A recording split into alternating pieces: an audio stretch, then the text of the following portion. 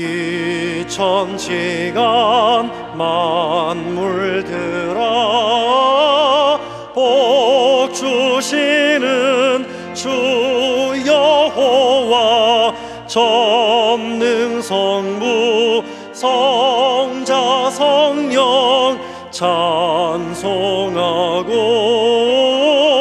찬송하세. 아멘.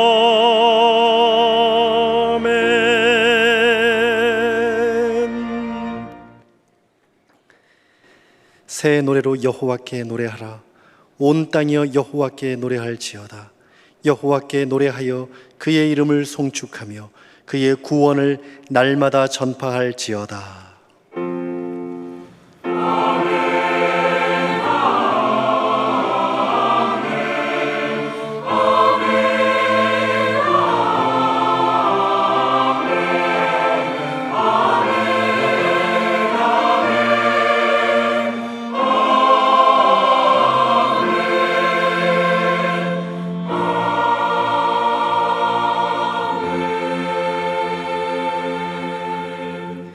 하나님께서 우리에게 주시는 구약의 말씀은 시편 119편 133절입니다. 제가 보는 성경으로 895쪽입니다. 시편 119편 133절입니다. 나의 발걸음을 주의 말씀에 굳게 세우시고 어떤 죄악도 나를 주관하지 못하게 하소서. 아멘.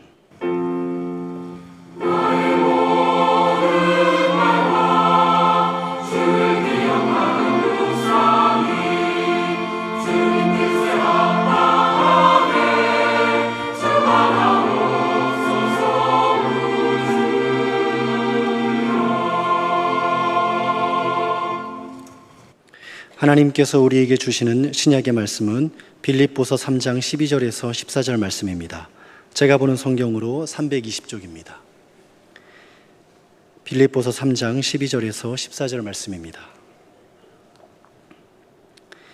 내가 이미 얻었다 함도 아니요 온전히 이루었다 함도 아니라 오직 내가 그리스도 예수께 잡힌 바 된 그것을 잡으려고 달려가노라.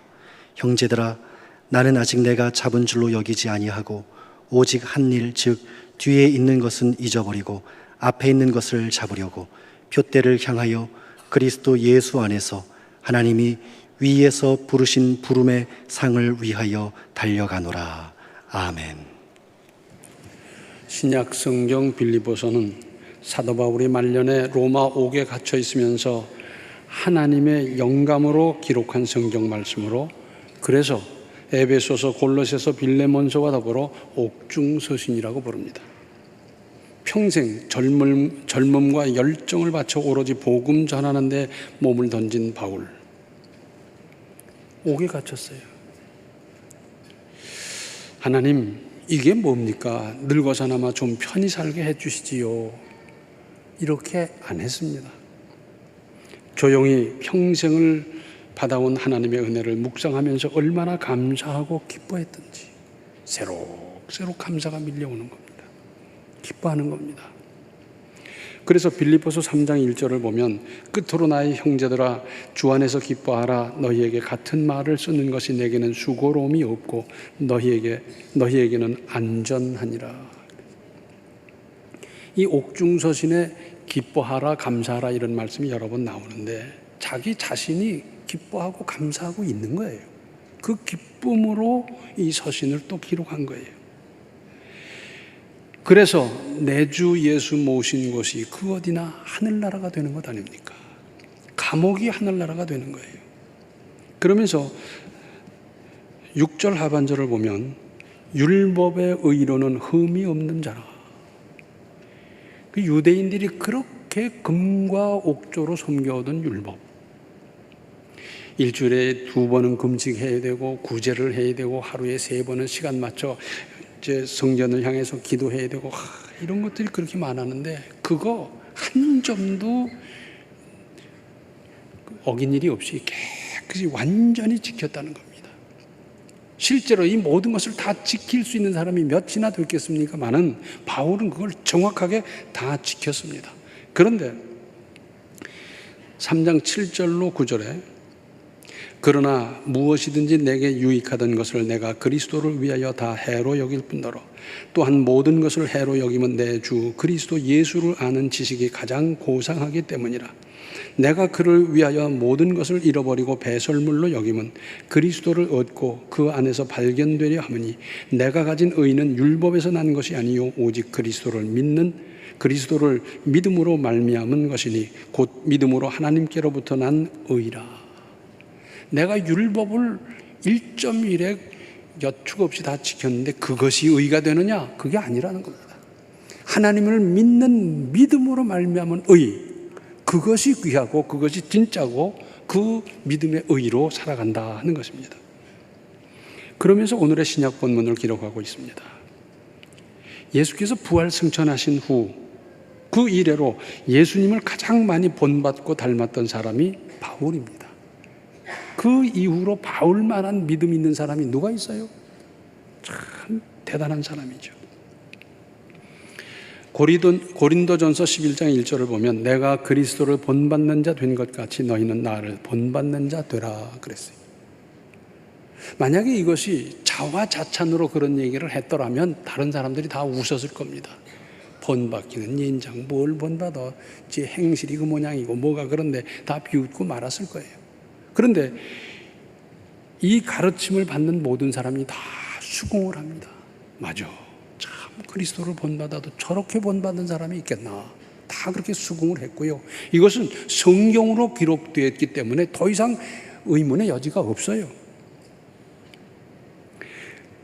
그렇게 살았지만은, 그렇게 본받았지만은 믿음의 의로 살았다는 것을 말씀하면서 오늘의 본문에서 특별히 주목할 단어가 있습니다. 12절과 14절에 반복하는 끝부분은 달려가노라 하는 겁니다. 이 단어의 원어적 의미는 사냥개가 토끼를 잡기 위해서 온 힘을 다해 매진하는 모습을 뜻합니다.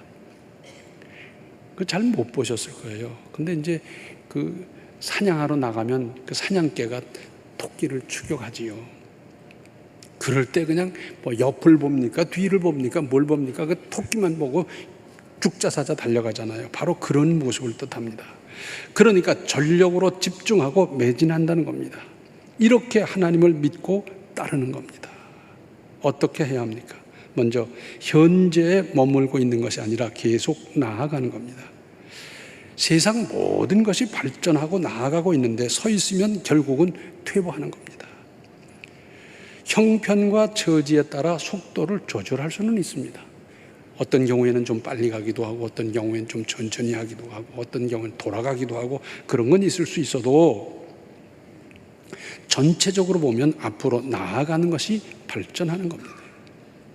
나이가 많아도 오래 믿어도 나아가야 합니다. 이 장모님은 그 아버지가 6.25 때 신앙으로 순교하셨고 본인은 옛날로 말하자면 신여성이었어요. 그래서 그 장모님의 사진첩을 보면 옛날 평양 가서 신학 공부를 하면서 대동강에서 스케이트 타던 장면도 있어요. 그 초녀 쪽에. 그러면서 이제 전도사로 평생 또 권사로 또 쭉 사셨는데 그 교회 가서 예배 드리고 오면 그날 본문 중에서 요절을 뽑아서 그렇게 외우셨어요. 늘 외우시고 그러다가 70이 훨씬 넘은 그때 이제는 전도하기도 그렇고 또 무슨 신방을 하기도 그렇고 그러셨을 때입니다.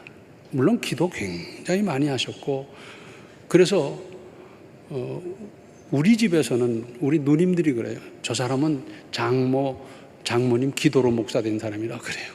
기도 많이 하신 분이에요. 근데 70이 훨씬 넘어서 뭘 할까 하다가 성경을 쓰기로 했어요. 그래서 창세기부터 차근차근 써가는데 이제 눈이 좀 침침해지기도 하고 집중되기도 힘드니까 오전에 쓰다가 좀 쉬었다가 또 오후에 쓰셨다가 또 밤에도 좀 쓰시기도 하고 또 그러다가 좀 쉬기도 하고 하면서 계속 쓰셨어요. 쓰시면서 얼마나 은혜를 많이 받았는지 몰라요. 굉장히 은혜를 받았습니다.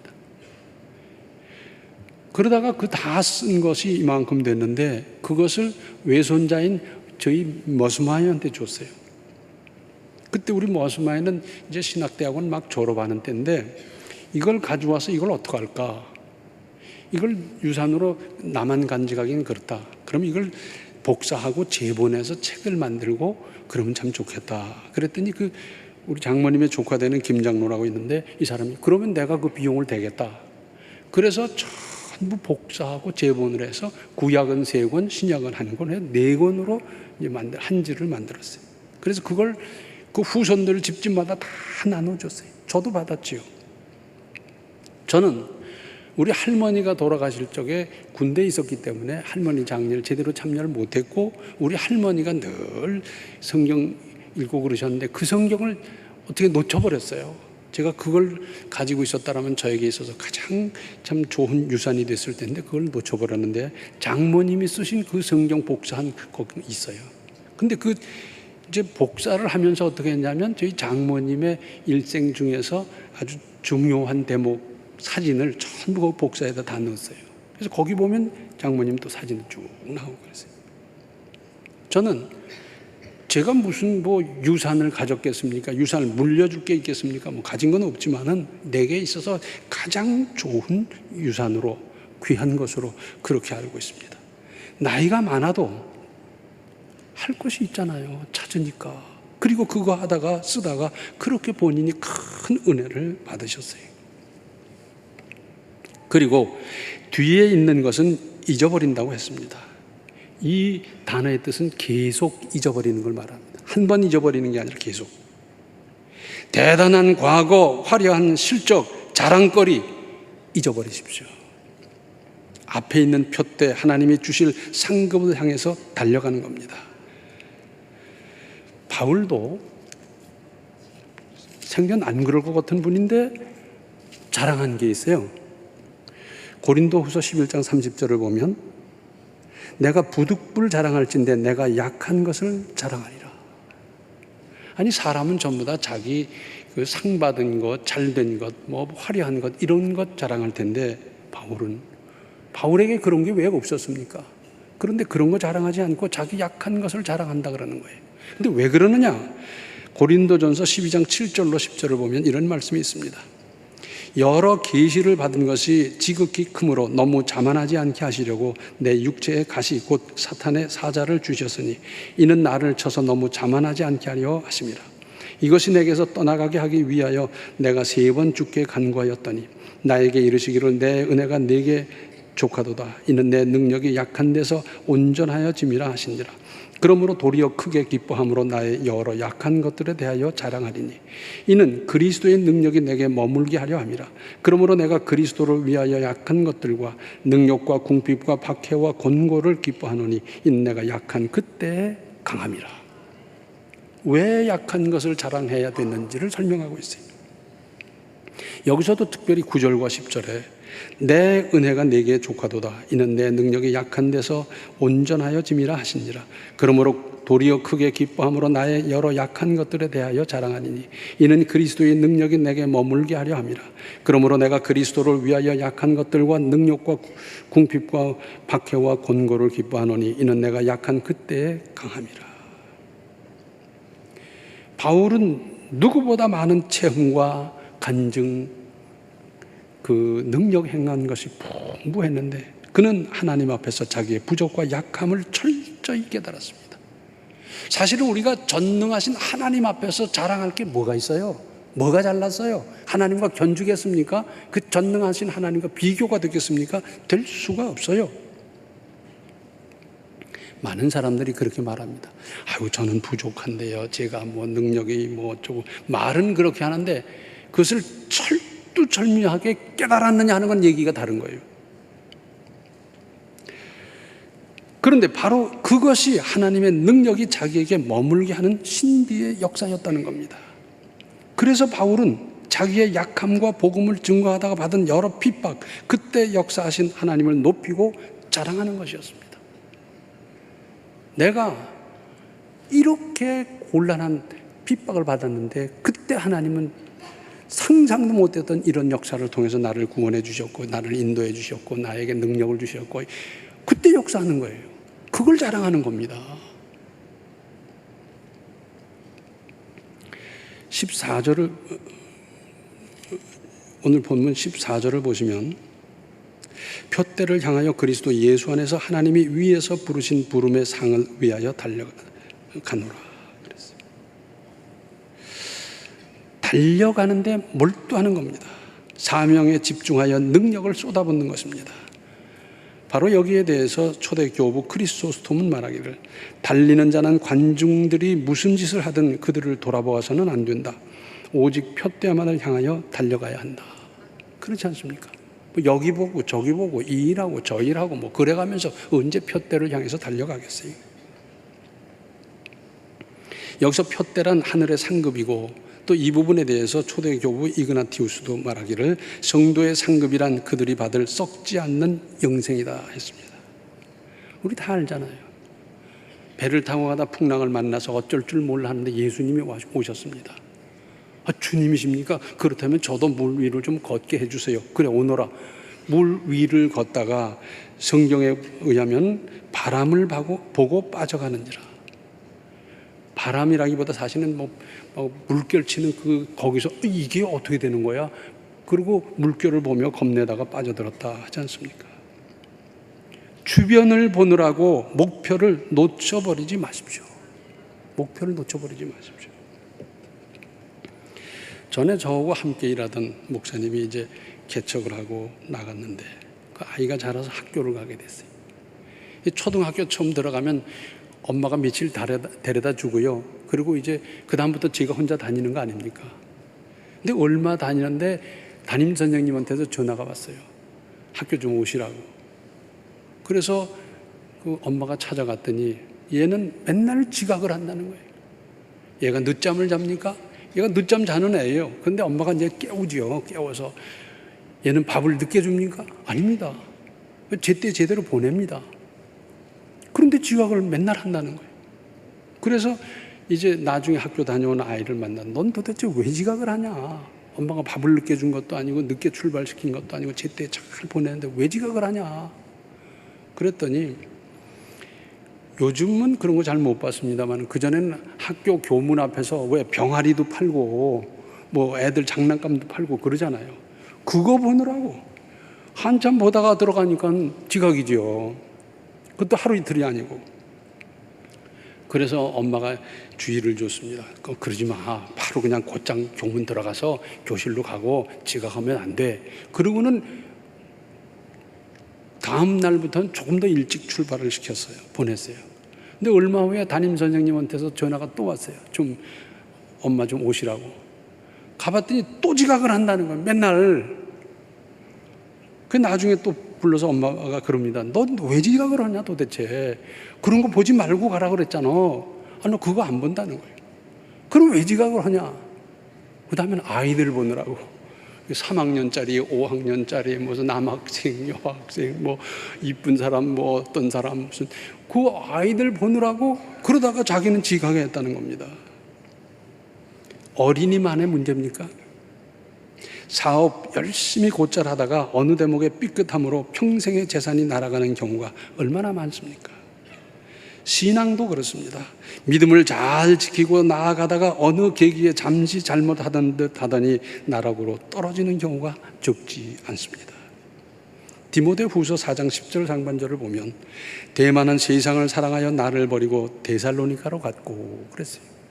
데마라는 청년이 있었는데 바울 일행이 전도하고 하는데 은혜를 받고 저도 그 일행이 되겠습니다. 그러고는 결단을 하고 따라 나섰는데 세상을 사랑한 사람입니다. 여기 원문대로 하면 세상을 아가페 했다 그렇게 돼 있어요. 아가페라는 건 뭐냐면 사랑을 하되 하나님의 사랑 이외에는 그 비교가 안 되는 사랑입니다. 죄 없으신 아들을 이 땅에 보내셔서 십자가로 죽게 하면서 죄인을 사랑하시는 그 사랑, 이건 누구도 흉내낼 수 없는 그 대단한 하나님만이 할 수 있는 그 사랑을 아가페 사랑이라고 그러는데, 이 대만은 세상을 아가페한 겁니다. 세상에 재밌는 것, 즐거운 것, 뭐 흥미로운 것, 이런 것들 그거 못 놓은 거예요. 그러다 보니까 바울의 일행에 대해서 전도단으로 활동하던 그 사람이 세상 데살로니가로 가버렸어요. 당시에 데살로니가는 아주 흥성하던 도시였거든요. 그걸로 가버렸어요. 우리 찬송가에도 있지 않습니까? 날마다 나아갑니다. 계속하는 겁니다. 신앙이란 예수 그리스도의 인격의 장성한 분량을 향하여 되어가는 과정입니다. 다 된 사람 없어요. 그러니까 영어로 말하자면 비카밍입니다. 에베소서 2장 5절 하반절을 보면 너희는 은혜로 구원을 받은 것이라. 그렇습니다. 틀림없이 우리는 구원 받았습니다. 그러나 그것은 영적이고 소망적입니다. 우리의 완전한 구원은 언제냐? 우리가 죽어 세상을 떠나가고 그리고 예수께서 재림하실 적에 함께 와서 죽어 이 무덤의 시신과 더불어서 부활의 새 생명을 입을 때 그때가 완전한 구원입니다. 그것이 육체 부활로 완성되는 때는 미래인 겁니다. 그러므로 완전한 부활을 향해 가는 도상에 있는 그리스도인들이 최종 구원의 표대를 바라보면서 나아가는데 마태복음 5장 48절에 그러므로 하늘에 계신 너희 아버지의 온전하심과 같이 너희도 온전하라. 이 말씀을 따라서 경건하고 겸손한 태도로 계속 나아가는 겁니다. 되어가는 겁니다. 갈라디아서 6장 3절을 보면 만일 누가 아무것도 되지 못하고 된 줄로 생각하면 스스로 속임이라. 원문의 정확한 해석은 아무것도 아니면서 무엇이라 생각하면 스스로 속입니다. 그렇습니다. 자기가 자기에게 속는 겁니다. 우리 속담에도 그러잖아요. 자기 꾀에 넘어간다고. 자기가 스스로 속이는 거예요. 참으로 된 사람은 자기를 되지 못했다고 생각하고 되지 못한 사람은 된 줄로 생각하는 법입니다. 우리는 지금 어디쯤 와 있습니까? 나는 어디쯤 와 있습니까? 그래서 바울은 하나님의 말씀으로 밝히고 있습니다. 고린도전서 15장 10절에 그러나 내가 나 된 것은 하나님의 은혜로 된 것이니 내게 주신 그의 은혜가 헛되지 아니하여 내가 모든 사도보다 더 많이 수고하였으나 내가 한 것이 아니요 오직 나와 함께 하신 하나님의 은혜로라. 바울은 선배 사도들보다 늦게 사도가 된 사람이에요. 그러다 보니까 바울이 무슨 사도냐 하는 이런 도전도 상당히 받았던 사람이지만은 그러나 바울이 한 일을 다른 사도와 비교할 수가 없어요. 바울이 구원한 사람이 얼마며 그로 말미암아 교회가 생겨났고 그로 말미암아 얼마나 큰 능력의 행사가 됐고 그 모든 것보다 더 중요한 것은 하나님께서 바울을 통해서 성경을 이렇게 많이 기록하게 하시는 이 업적은 다른 무엇과도 비교할 수가 없어요. 다른 사도하고 비교할 수가 없어요. 엄청난 일을 했는데 그게 내가 한 것이 아니고 오직 나와 함께 하신 하나님의 은혜였다는 겁니다. 은혜였어요. 내가 뭘 할 수가 있어요? 내가 무슨 전능한 사람도 아니고 내가 뭘 할 수가 있어요? 하나님께서 하게 해주셔서 할 수 있었고 하나님께서 도와주셔서 할 수 있었고 하나님께서 인도하셔서 할 수 있었던 것이지 내가 뭘 할 수 있어요? 사람은 하나님의 은혜로 사는 겁니다. 하나님의 은혜로 이루는 겁니다. 하나님의 은혜로만이 되는 겁니다. 이런 하나님의 은혜를 입으면서 되는 이루는 인생을 살아가시기 바랍니다. 기도하시겠습니다. 은혜로우신 아버지 하나님, 저희들의 믿음은 지금 어디까지 와 있습니까? 날마다 주님을 바라보며 나아가는 우리의 신앙이 되게 하시고 정지하거나 정치하는 것이 아니라 오래 믿었어도 또 많이 믿었어도 하나님을 향해서 나아가며 닮아가는 우리의 삶이 되게 하여 주시옵시고 모든 것이 하나님의 은혜였다는 것을 나의 연약함을 따라 주님께서 직접 역사하신 은혜가 이것이었다는 것을 우리는 감사하며 기뻐하며 하나님께 영광 돌리며 살아가는 우리의 삶이 되게 하여 주시옵소서. 예수님의 이름 받들어 간절히 기도하옵나이다. 아멘. 믿음의 연륜을 더해갈수록 주님을 더욱 닮아가십시오. 지금은 생명의 주 예수 그리스도의 은혜와 하나님 우리 아버지의 극진하신 사랑과 성령의 감화, 감동, 충만, 교통하심이 끝까지 믿음의 정진을 다하기로 작정하는 모든 성도들 머리 위에 이제로부터 영원토록 함께 계시기를 간절히 축원하옵나이다. 아멘.